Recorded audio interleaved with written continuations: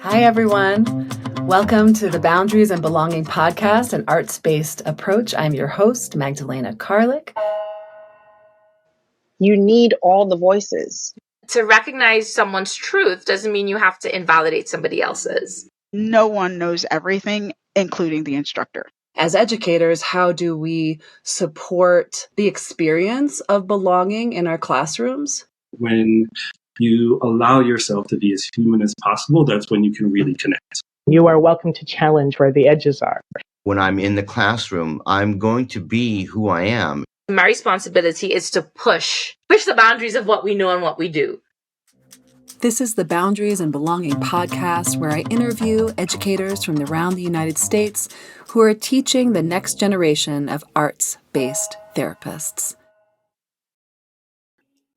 Well, I am so excited to welcome Valerie Blanc to the Boundaries and Belonging podcast today.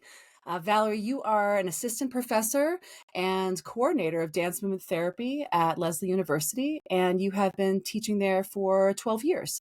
Mm-hmm. Yeah, that's right. Yeah. Well, welcome. Thanks so much for being here. Thanks for having me. Absolutely. Well, I'd love to start with hearing about your thoughts about boundaries and belonging. How do you think about boundaries when it comes to your work as an educator, in the facilitation process, in the curriculum development, in grading, and where does belonging fit into this work? Mm-hmm. Yeah, I love this title. It's I feel like it's encapsulating quite a bit, both from my perspective as an educator and how I hold space, but then also what I'm wanting to kind of invite from students in the space. I definitely I aspire to be as much of a kind of to level the power differential in the classroom. So I'm inviting experiential learning and embodied learning whenever possible. I mean, it's a dance movement therapy program, so we're encouraging the students to be involved in their bodies and with their bodies.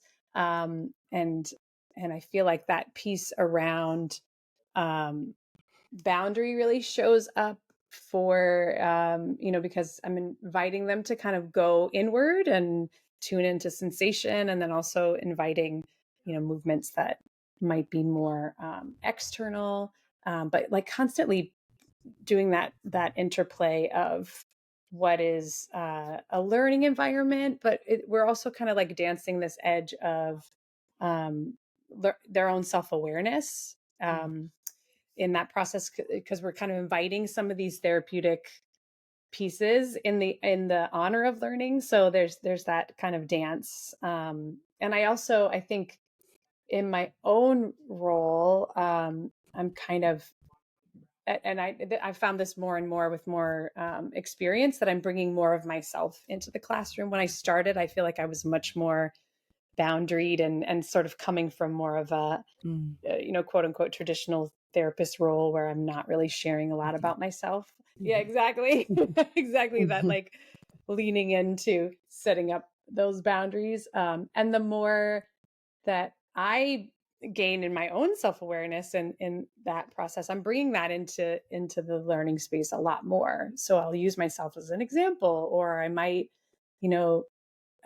like this week, for example, there was a tremendous amount of upheaval in the global news with things that are happening in Israel and Palestine, and just bringing that into the classroom, the first thing, like how is everybody doing? What do we need in this space? So so the boundaries, I feel like, I'm doing I know this is kind of audio, but I'm doing a little bit of a side to side movement and kind of a weighing of like dancing that line between that. And I feel like that invites a sense of belonging within a classroom environment when I'm sharing more of myself, and I'm encouraging the students to step into that space as well. The goal, at least, is to invite more of a sense of belonging to the group, belonging to the learning environment, belonging to, larger sense of community for them. And that feels really important, both in learning and then for future therapists. So, Yeah, yeah. agreed. I think that there is so much to be said about the authenticity of the facilitator and how that Mhm. impacts safety, how that impacts connection in the group, right? In the the therapeutic learning environment that Mhm. there's so many interesting lines that are maneuvered in a program like this. Yeah. I heard you say that part of it sounds like part of the motivation to be more authentic and to loosen some of the boundaries around how much of yourself that you share is to decrease the power differential. And I'm wondering if you could speak more to that. What is a power differential in a classroom, like Mm. the ones that you teach in, Yeah. and how do you decrease that? Why would you want to also? Yeah. Yeah.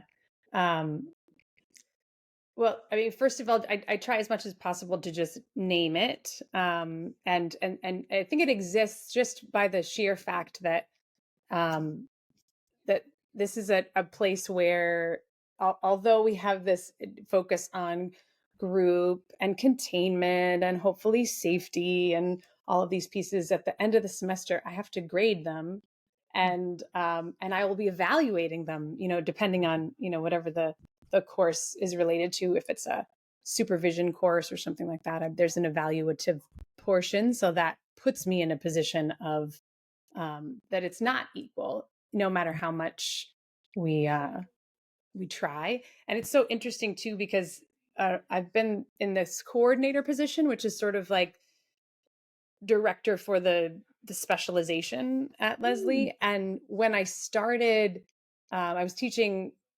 just as a core faculty adjunct, and then a core faculty for a while. And even though I didn't feel like I had changed in the way that I was in the classroom, as soon as I had that title, I felt the shift from the way that the mm, students were reacting to me.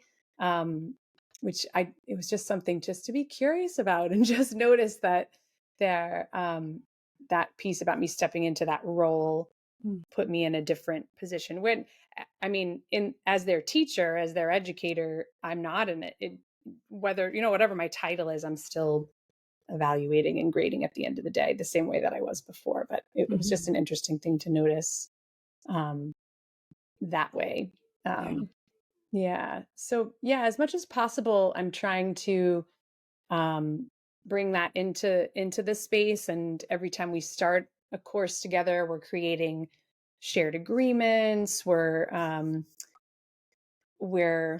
inviting the student's voice as much as possible. Mhm. Yeah, and I find maybe earlier on in the semester, or even earlier on in the program, sometimes when I might throw a question out to the group, that there's a lot, depending on the group, of course, but sometimes there's these moments of silence, like when they're leaning into, I don't know what the right answer is yet. Mhm. Even Mhm. though we're setting up agreements around, there's often is not a right answer to some of these questions. So Right. yeah, so it's always a goal, and as much as possible, I think being really explicit about that and what the Mm. expectations are helps to kind of create that equalizing, democratizing of the classroom environment. Um, Mhm. but it'll always be there. So it's a Right.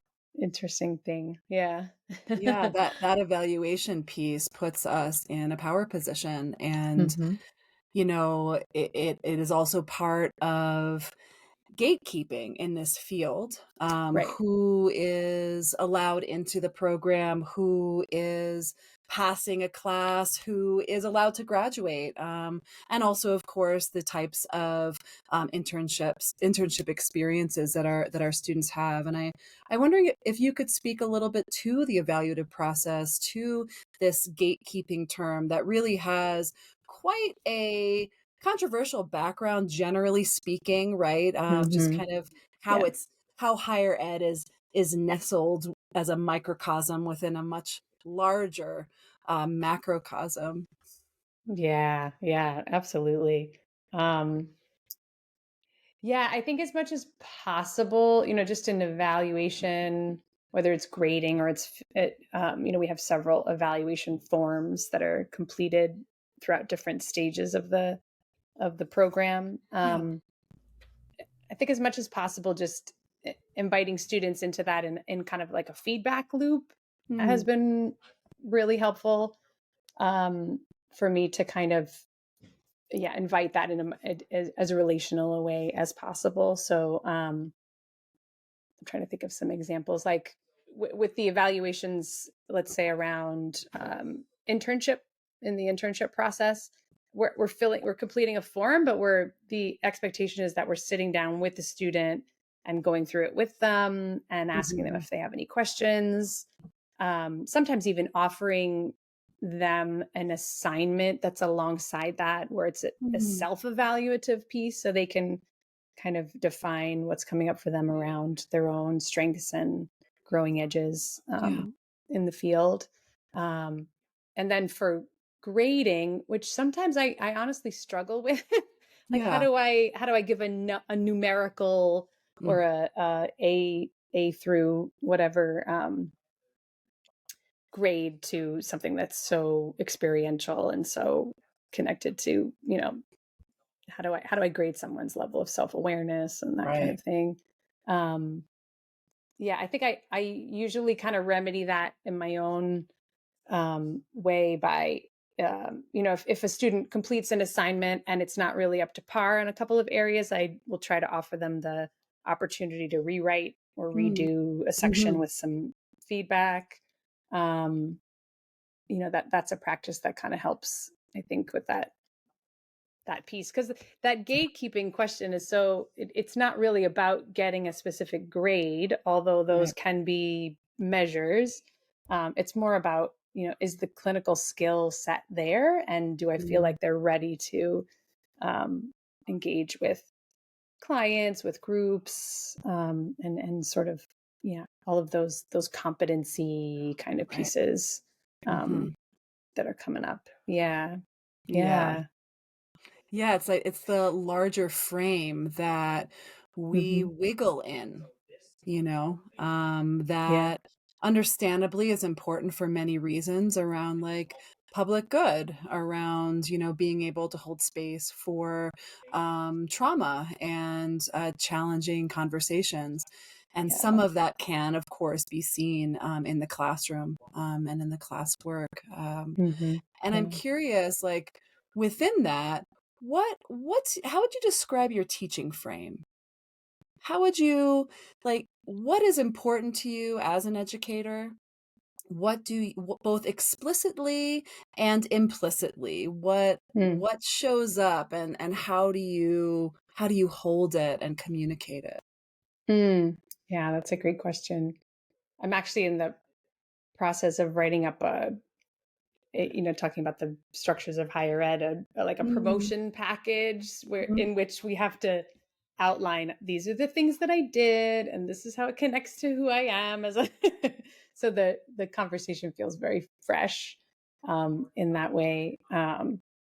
Yeah, and a colleague of mine at, during the pandemic actually was talking about um, she was calling it pandemic informed pedagogy, and I really appreciated that, just Mm, that idea of flexibility. And there have been a lot of writers who've talked about pedagogy of care. And I definitely kind of like ascribe to some of those ideas, or more of like a critical feminist frame, yeah, where yeah, just kind of leaning into that democratizing of the classroom and not, you know, trying to reduce hierarchy as much as possible. yeah, Yeah, those are definitely some of the things I really aspire to. And yeah. yeah, and a lot of the courses and the work that's happening both in dance therapy and in our department, Mm, just the idea of a critical frame in general mhm. has been a really helpful piece to kind of lean on, that we're not just taking everything at face value, like here's the here's the canon of theory and that's what it is, or more like, okay, here's the canon of theory and it lives within a specific historical frame, and what groups of people might feel marginalized by this theory, what is not being heard here, like what are the voices that are included and not included, and who gets to make those decisions. And so important. yeah, and like leaning into that as a skill that we want to like hone for the students. That's been something that's a little newer to my pedagogy over the past probably like 6 or 7 years. Just coming from my own identity as a white cisgender woman living in the US. And so I'm appreciating that, because I think that sort of, and we were talking about transparency and just bringing that into the classroom. Like we are all learning here together, and and how do we, I guess it comes back to that question before as well about how to reduce that hierarchy and the power differential and things like that, while also acknowledging that it's present, right, and that it's present in many other places too. So yeah, absolutely. I appreciate you bringing all those pieces up, because from the responsibility of evaluation and how that impacts individuals, groups, communities, et cetera, and then also one's perspective as an evaluator, as a teacher, as a holder of space, and how your perspective and my perspective are different just because we have different experiences. And yet some of those experiences may have made it so there are perspectives that one hasn't had to interact with or think about. And so I just really appreciate you bringing that up, and how important it is to widen the lens around whose voices are represented and whose aren't, and why. Though that exploration is just so necessary, I think, as life work, and then absolutely in the classroom, a therapeutic classroom, training dance movement therapists who are going to be supporting all sorts of humans in this world. Yeah, absolutely. Yeah, I'm curious, how do you think about responsibility as an educator in a dance movement therapy program? What are you responsible for? Who are you responsible to? And yeah, how would you describe that? Yeah. I always have this image when in teaching of like a when you drop a pebble into water and you have these kind of ripples that move out. And I think that I keep that in mind when I think about my responsibility, because it's not just to that classroom and that even the content that I need to impart, or actually, that was a very interesting hierarchical word that I just used. Let's think about that for a moment. Just the content that we're sharing, that we're engaging with. But that ripples out, like those students will go and work with groups of people, and there's all these ripples that kind of go out. So that feels really exciting, because it feels like the part of me, at least, that got into therapy in general was that desire to make change and support people in life. And it feels like the teaching, like that it expands out even further, and the reach is even bigger. But then there's also a huge responsibility with that, I feel like, because the students are holding space for people at their internships, and then people at their work, and then they may end up teaching themselves someday. So it just feels like that kind of piece about responsibility. It gets very big, I guess, is my and then I get back to my your earlier question about boundaries, and it makes me think, okay, but right now I'm just here in this room with this group of people, and that's what I have to focus on for the next 2.5 hours. And Mm-hmm. just kind of bringing it back to how I can be present with what's going on in this room, and have the conversation that's supposed to happen right now in that way. Yeah. Yeah. So it's like this, Yeah. like movement of macro, micro, large, present, right? Like ripple effect towards the future, but also right now, relationship, Mm-hmm. you and me, you and them, etc. Yeah. Yeah. Mm-hmm. Yeah, Yeah. definitely. Definitely. And I still get pleasantly surprised when things go well in the classroom, or I get feedback from students like, oh, that was a really great X, Y, or Z. Um, I don't know. There's like this pleasant surprise, and I don't always get it right. I'm not saying that there's a lot of mistakes that get made, and a lot of times when things Sure. don't feel great. But when, that part in the now is a really exciting part. Not necessarily related to responsibility, but maybe like the Yeah. validation or the yeah. Yeah, well, I imagine that the feedback that you get in the moment, right? The relational feedback can be Mm-hmm. incredibly validating in that, like, okay, I'm making the right choice as an educator. I'm connecting with this group in a way that's going to deepen our understanding of each other, our understanding of the content. Mm-hmm. And there is something, at least, in my experience, that's so it's just moving. It's deeply moving to feel Yeah. that connection as a facilitator. Mm-hmm. Yeah, absolutely. Yeah. Absolutely. I'm curious about if you could share with us the courses that you teach generally and what Mm-hmm. you love about them. What brings you joy, and yeah, and why and how and all those bits. Yeah, definitely.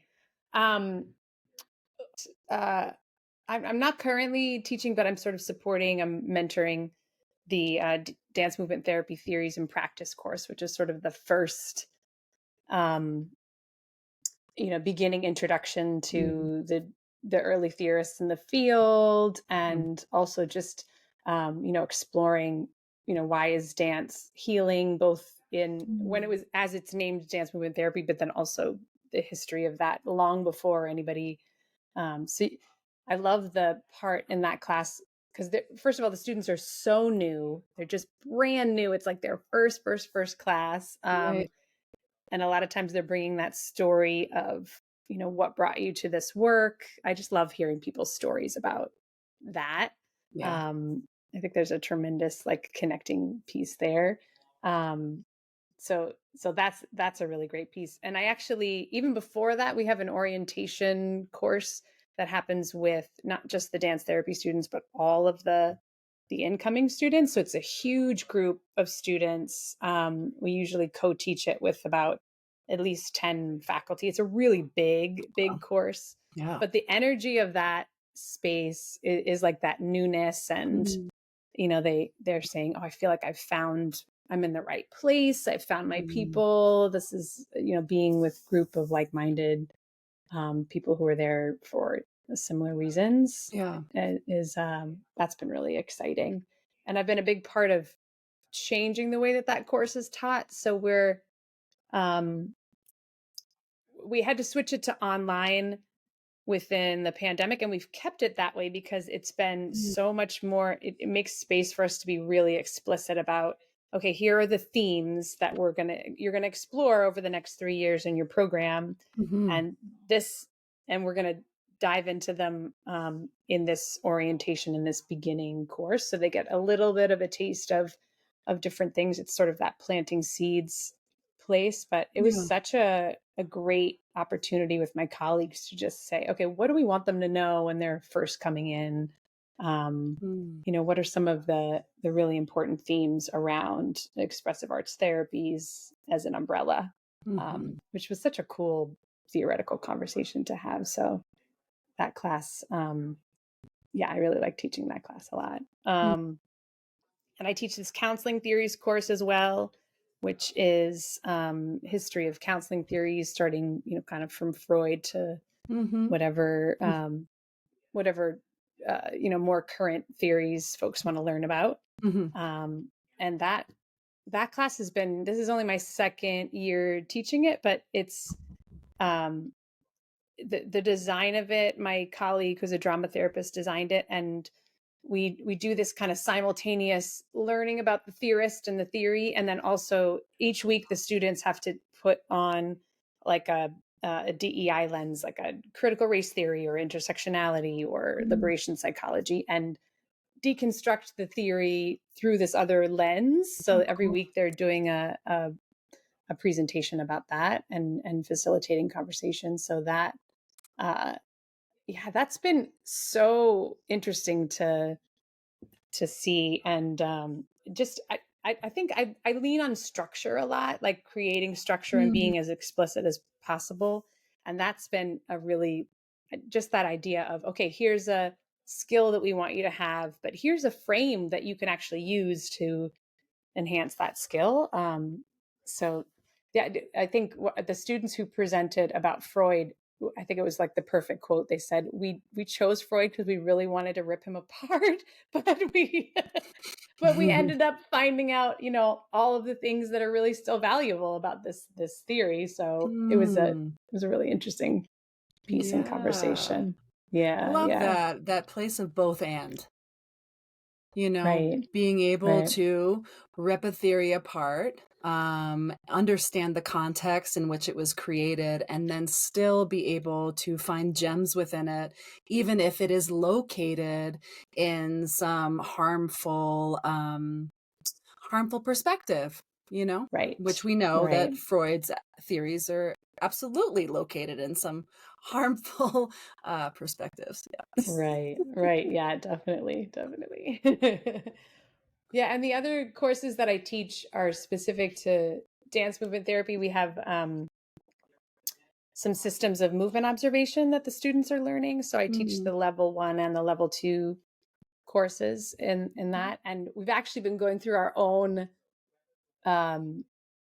deconstruction around frames of observing and analyzing movement that have, in a similar way, lived in a context of potential harm because they're coming from a specific lens.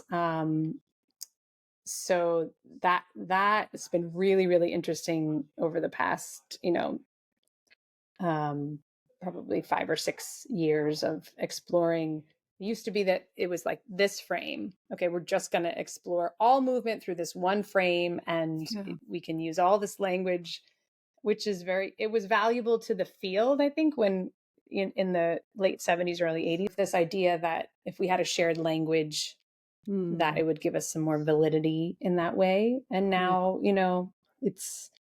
is there any one frame that can describe all human movement? Probably not. So now it's like expanding and thinking about teaching several different frames and doing that same kind of deconstructive process, and especially around cultural dance forms and the ways in which which different cultures view movement and dance, and ways in which, if we're leaning on one specific frame of movement, what do we miss as far as like what the dance has to tell as a story in that way. So that's that's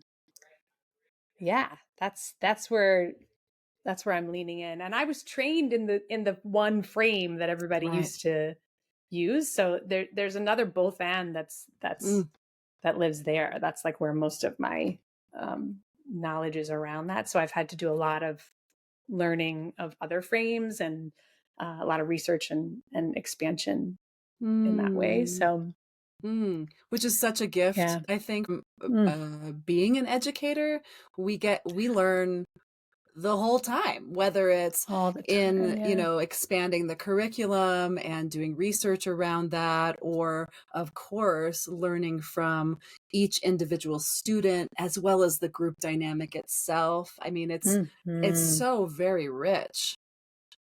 Absolutely. Yeah. Absolutely. you're talking about dance movement therapy, you're talking about movement, and I'm Mhm. curious, what is your teaching style as it relates to movement? Are you, when Mm. you're teaching in person, are you moving a lot? How do you use your body as an educator? Yeah, yeah, absolutely. I always tell prospective students, I just met with one right before this call. Um, you will not be sitting at desks in your classes. Like, we're gonna push everything to the side. If there's Mhm. furniture in the room, it will be moved. Mm, Yeah, I always like to start with movement in some way, and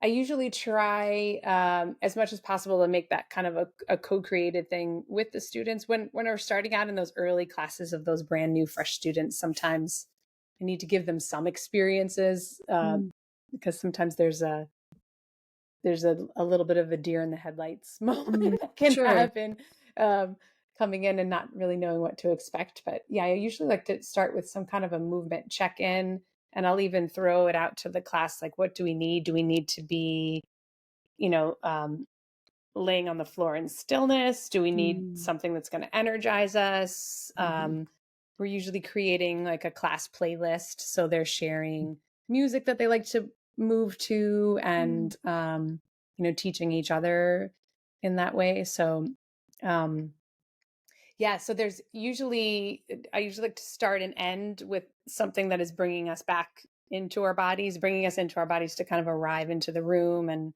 check in and learn from wherever each of our bodies are. yeah. Um, and in dance movement therapy, there's a lot of kind of embodied empathy and sort Mhm, of attunement to whatever's going on a movement level. So it's both like a diagnostic of checking in where the room is and what everybody right, needs, and right. also there's a clinical skill there, right, of being, kind of tuning into your own body and everyone else's in that Mhm, space. mhm, And then throughout the class, if there's content, I try to do this oscillation mm, between um, being in the cognitive and then trying something on in an embodied way, mhm, whether it's kind of like small groups or partners, or um, if a student asks a question about application, let's say, instead of just talking about it, I'll say, let's get up and try this together. Just this past week, a student was asking about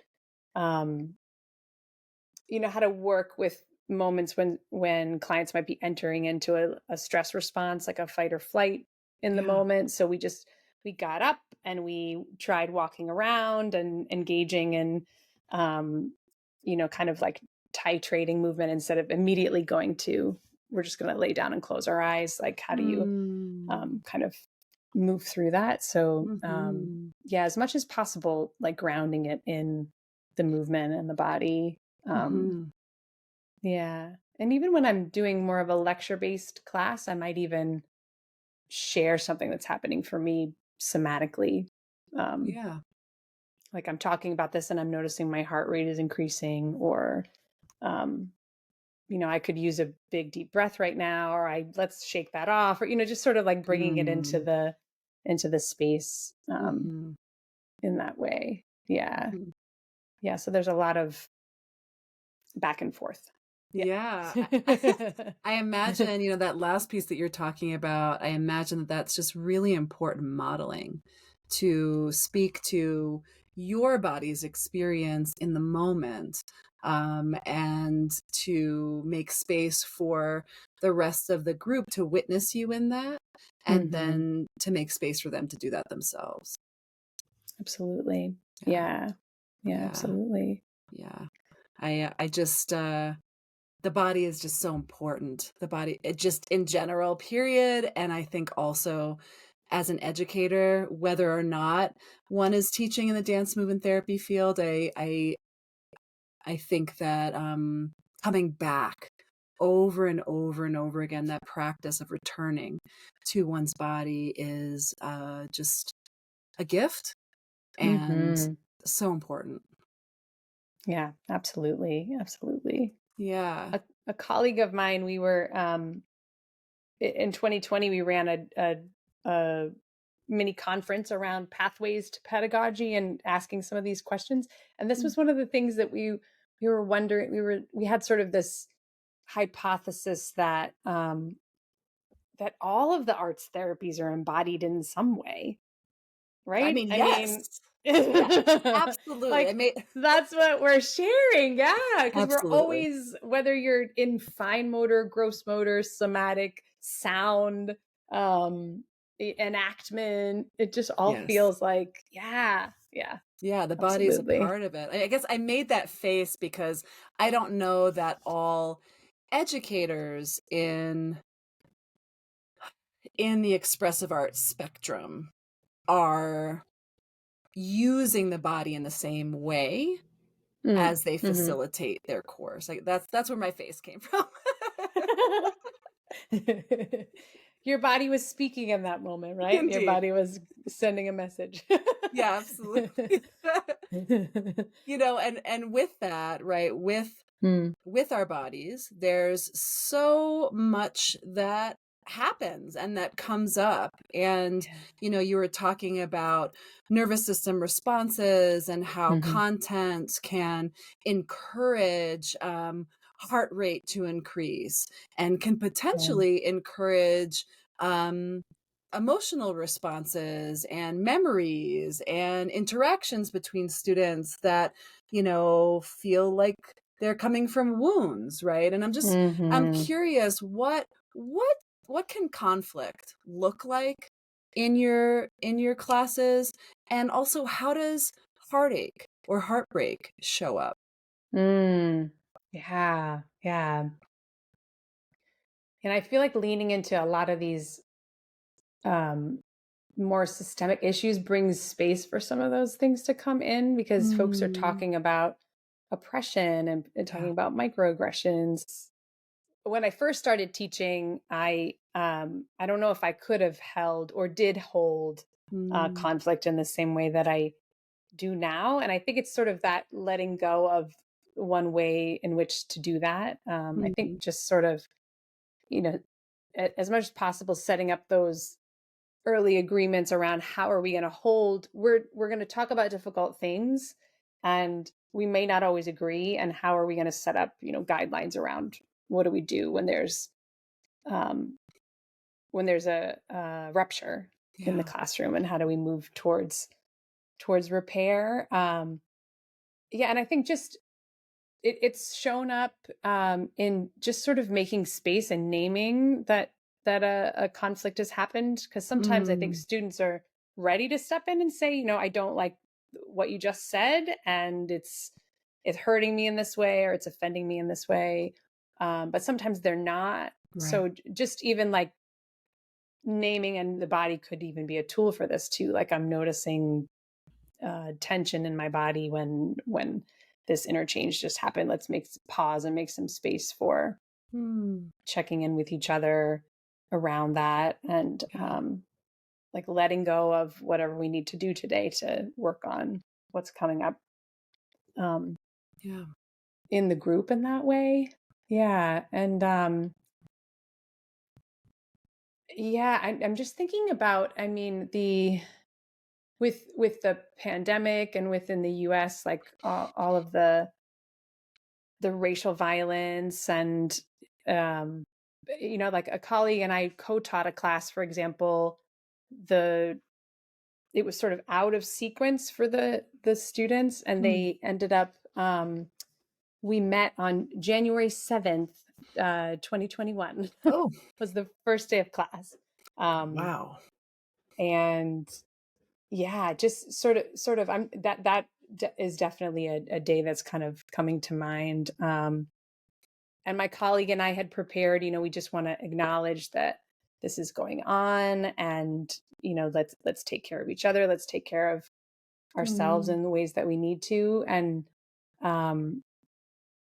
and we did have a pretty strong reaction from a couple of students in the class who were like, that's not enough. You're not doing enough in the space. And it was actually, there was a confluence of that, and also it was that movement observation class. So we were also saying, we recognize that this frame is not inclusive, and the student was saying, no, this frame is racist.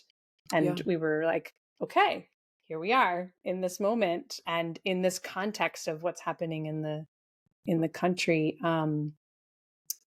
So there was all of those things were happening in that moment: conflict, heartache, and my colleague and I were feeling like, wow, like all of our plans that we were going to do for the next little bit are out the window. Yeah, completely, including what we were going to teach was sort of out the window. So it was like this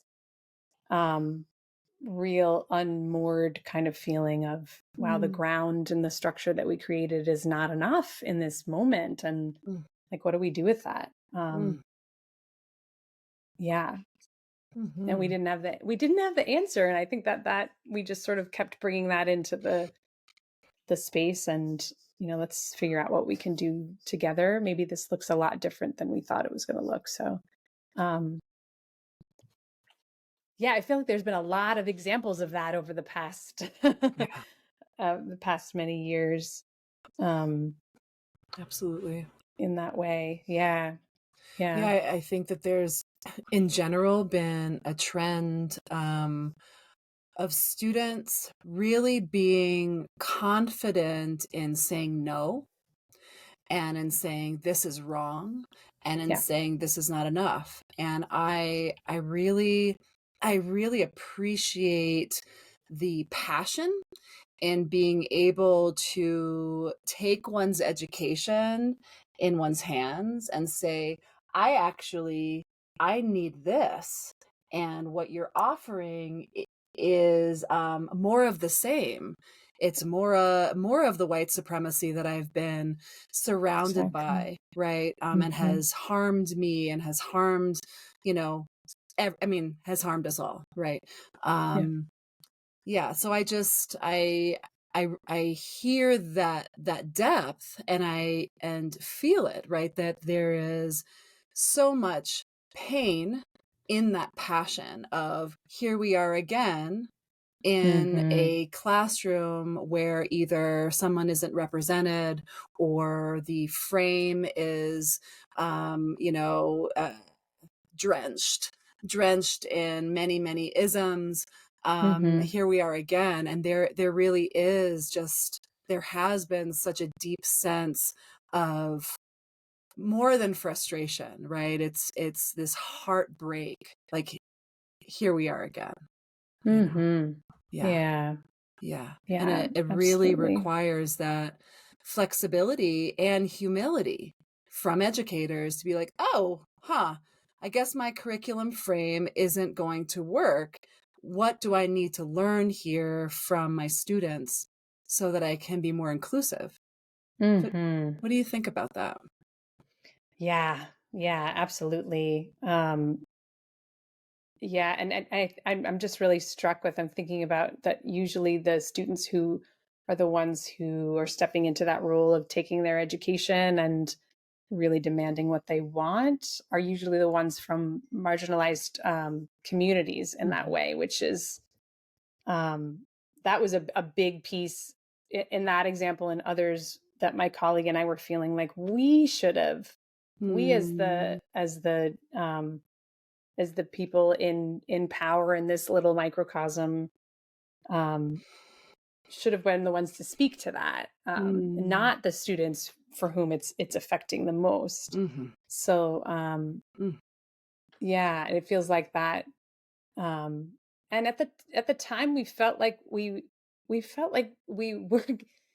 but it was just such a minuscule step. It was not enough. It was absolutely not enough. So there was a huge learning there. And I think, like you said, that moment of just letting go of any, expectation of what this class was supposed to be, and just being present with, like, what does this group need right now, from the rest of our time together. Yeah, absolutely. Yeah, I'm feeling it, and seeing you remember into it, because it was, and it is big. Absolutely. Absolutely. Yeah. Yeah. Yeah. So if there's Yeah. any wiggling that we need to Yeah. do to just, hold it and move it. Yeah. Yeah. Absolutely. Whew. Yeah. Ooh, big, so big. And it just, It's really big. again, Yeah. that place of flexibility and humility, Hmm. Yeah. which is not necessarily, I feel like maybe is more new for higher ed. When we talk about power differential and being Hmm. being a graduate school professor or a PhD professor, and just the inherent power and clout that comes from that position, and the structure of universities and colleges, and how that hierarchy kind of impacts the movement of change. Hmm. This feels like newer for higher ed, like, oh, flexibility, learning from our students, humility, change. Okay, we gotta keep doing this. How do we do this again? Okay. Right. um Right. Yeah. And then it gets sort of replayed out mm, from the top down. I think a lot of administration, when changes are being done, like we maybe at the faculty level are starting to learn those lessons and try to make those changes, and yeah, then we get kind of at the next level of hierarchy comes up or down, right, and doesn't support that in a systemic way, yeah, which makes more exhaustion. I mean, it's like you were saying, the way that the white supremacy structures affect us all in those systems, and it feels so embedded in, and just the choices that administrations make, that presidents make. We're definitely dealing with that at my university right now. So it's, mm, there's the ripple again, right? I feel like there's a little bit of yeah, there's a big block in how those initiatives get moved down the line. So living within yeah, those bigger structures feels um, really hard. Yeah. yeah, The students are ready to make change. The students are ready to turn everything on upside down. yeah, Um, yeah. yeah. And I imagine many of the faculty are too.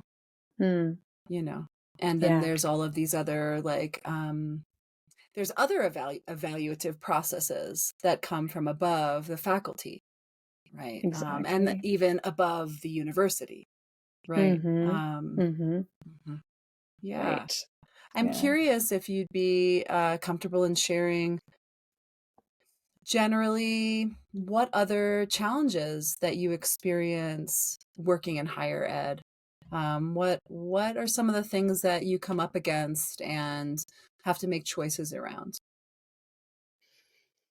Um, yeah, it feels very fresh right Okay. now.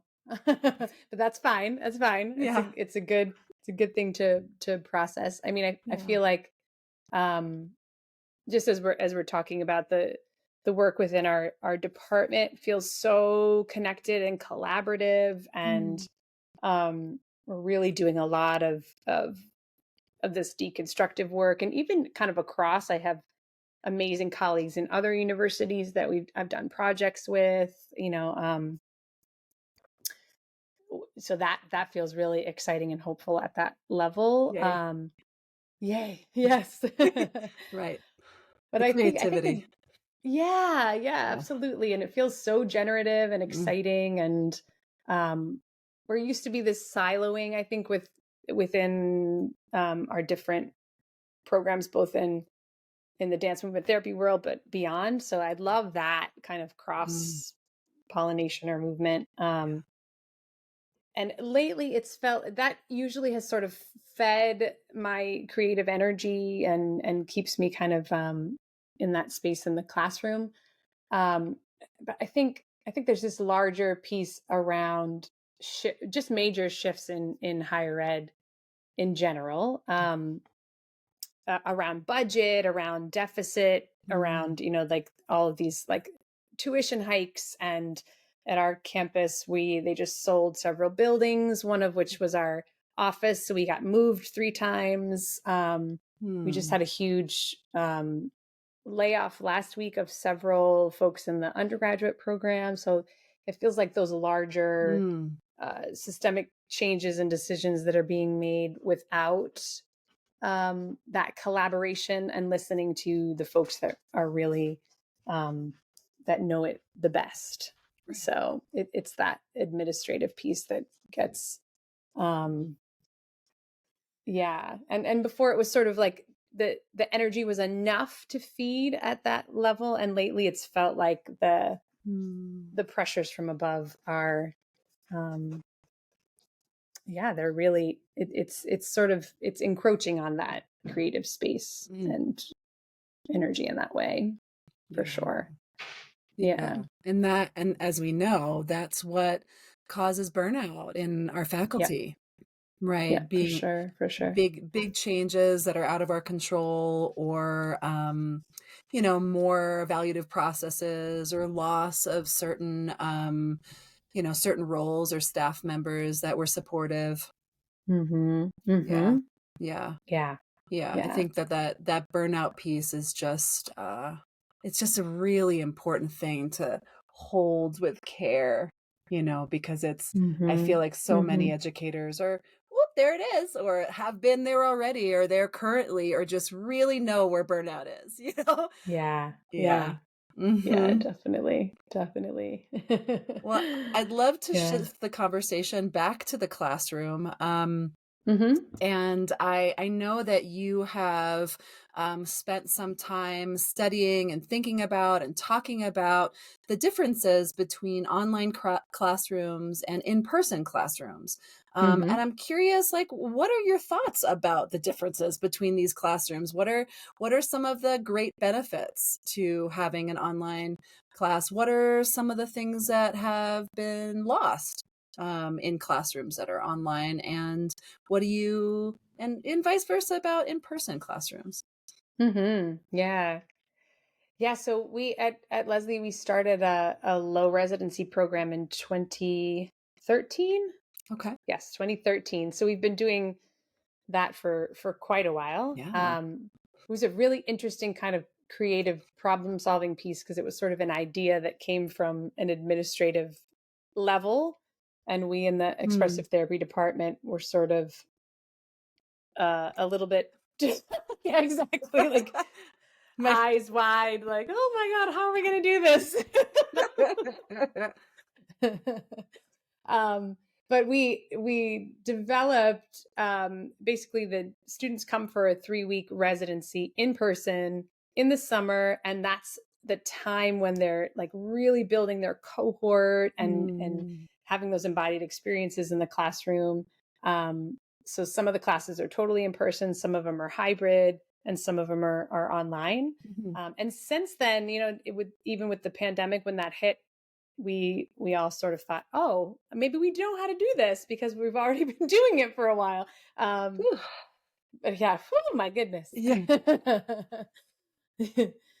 But I think I did a couple of small, like I did a small pilot study with one of our first cohorts. And one of the biggest things that they talked about was that importance of building on that in-person time. And they would literally speak about calling to mind a memory from the summer that they could recall in an assignment, or that would and the scaffolding of arts-based experiences even within an online class. So if you have a discussion board post and the instructor is saying, here's the concept, now draw about it, or sing about it, or move about it, or having that kind of scaffolded experience and the ability to share creatively with your peers within that, even within the online experience, those were the pieces that felt the most meaningful to their learning experience.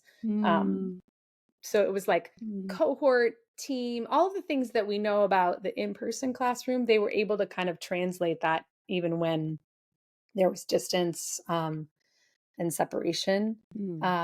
So yeah, fast forward to the pandemic, it was sort of like thinking creatively as well. Even so, now we're all on the screen and boxes, but how can we have as much as possible those times when people can feel like they can connect? Is it breaking them into pairs? Is it, having them explore something in movement and bring it back to the screen? Is it, kind of all of those pieces. And right now, actually, I have a small group of students and I who are doing a DMT and technology lab within our space. We meet once a week and we are discussing, different issues that come up or exciting opportunities that come up within these kind of like online spaces. And what they want to talk about most is how do you build community in those spaces? So whether it's classroom, whether it's socially, so a lot of our conversations have kind of centered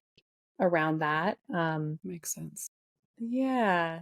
And belonging comes up a lot, like acknowledgement. One of the students was high flex for a while because they couldn't be on campus yet. So they would be on a screen and the rest of the students are in the class. So it'd be one or two folks on screen.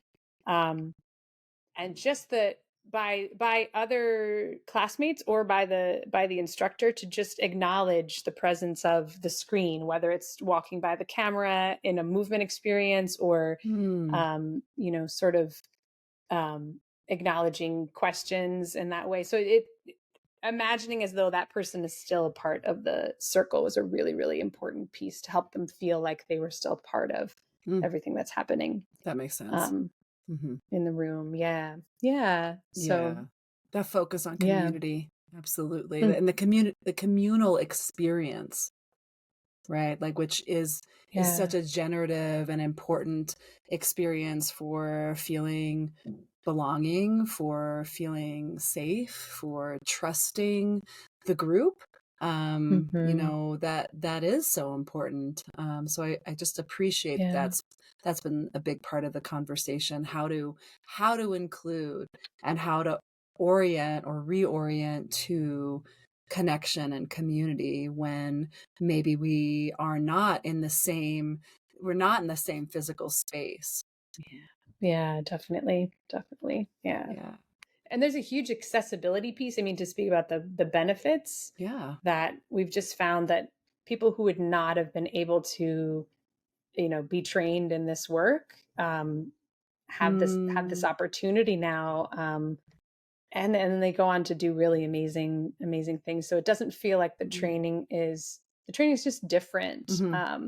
Sort of like they're able to really lean into the preciousness of the time in the summer. And it's like a fast forward group dynamics, all of the things happening. And then it sustains. So those are the things that we were most concerned about when we started the program. And that's sort of been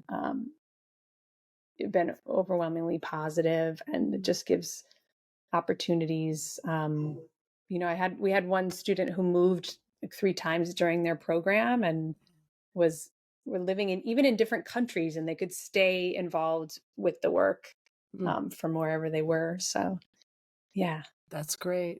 So it's widening the community, widening the ways that we can include students. Well, I'd love to end with talking a little bit about flow and also the emergence of the third.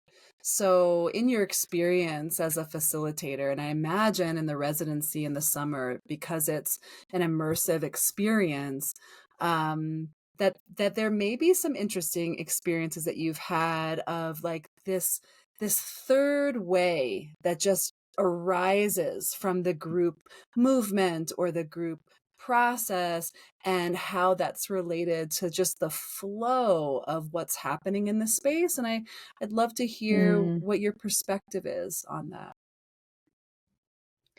Yeah, absolutely. I mean, I think that's the stuff. That's the stuff.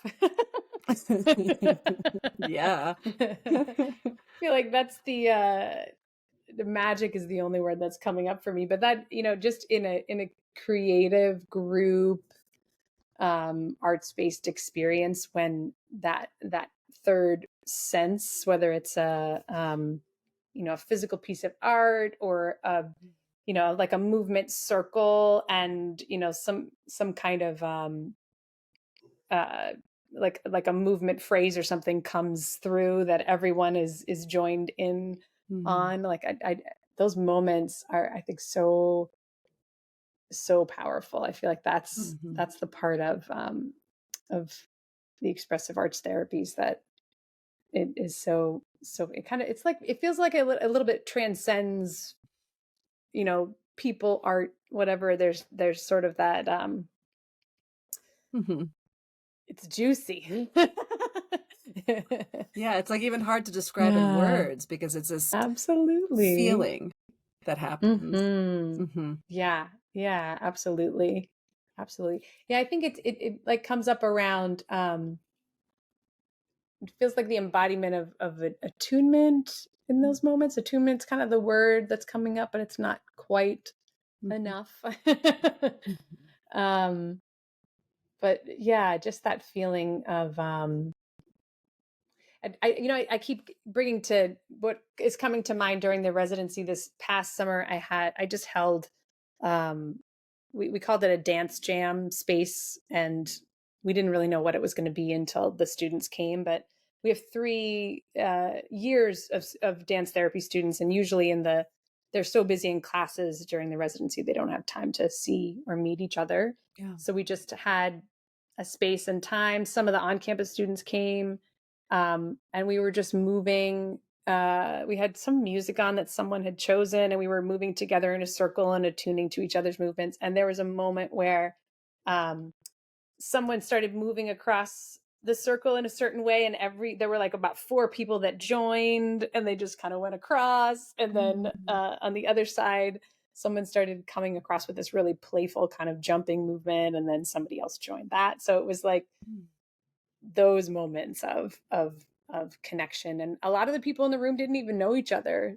that well. So it was like the first time that they were meeting, but just feeling that sense of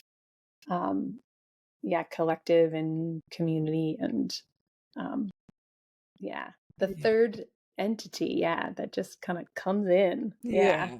Thanks for that description. I could see it and I could feel it. Yeah. Well, this has been really a great conversation. I really appreciate all of your experience and just the way you've narrated it, and what you've shared today. Thank you so much. Absolutely. Thanks for the invitation. It's great to connect, talk about third things, right? Right. Right. Yeah, we emerged together. We did. Thank you for listening to the Boundaries and Belonging podcast, an arts-based approach. Please tune in, subscribe, follow. We're on Instagram at Boundaries Belonging Podcast. I want to thank today's guest for their wisdom, laughter, and movement, and also a big thanks to my brother Gabriel Karlik, who's in charge of the music. See you soon, and keep creating.